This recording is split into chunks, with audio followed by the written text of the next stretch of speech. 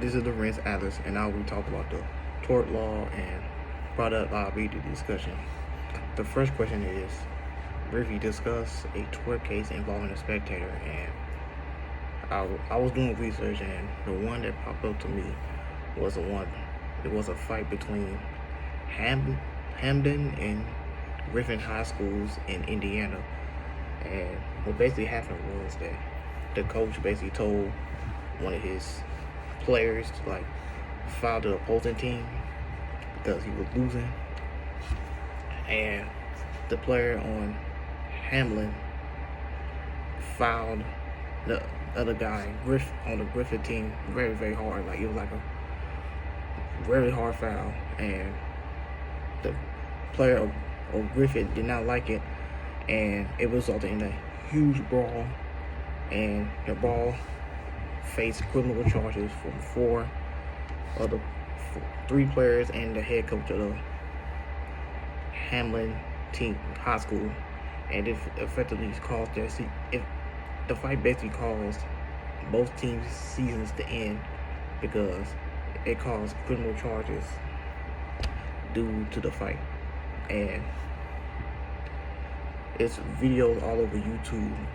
The fight was a huge fight. It was basically a comparison to Malice at the Palace in 2004, and that's another one that I could have talked about.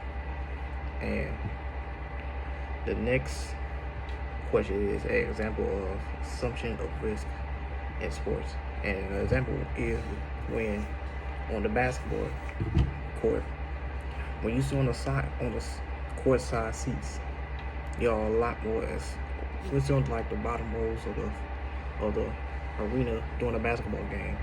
You're more acceptable to being hit either by the ball or by one of the players going for the ball out of bounds to save the ball into play. And we've seen videos of fans getting injured due to the massive size of the NBA players. One example is LeBron. He ran into a young lady. She wound up getting hurt, and she wound up going to the hospital. She is doing fine now, but LeBron is a massive man. He's 6'8", 6'9", 250 plus, and he was trying to save the ball and keep the ball into play, but he ran into a young lady and caused her to have head injuries, and she wound up in the hospital for a couple of days, but she's doing fine now. And the last question is research a defamation case, and the one that I saw was involved a reporter named Jackie Mullen.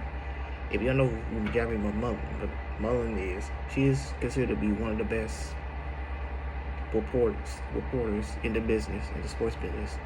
She famously does reports in Boston, and in 2015, the New England Patriots were beat the Colts in the AFC Championship game to advance to the Super Bowl that year against the Seahawks, I think.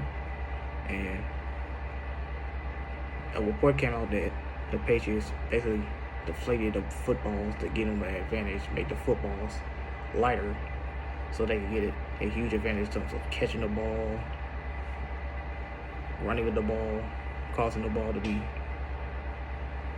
had less air in it, so it made it easier to catch it. And she basically one of the first people to report this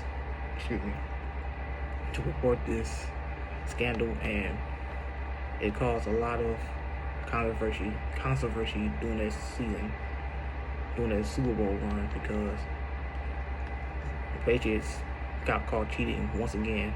If you don't know, back in 2008, the Patriots were caught spying on other teams during the game.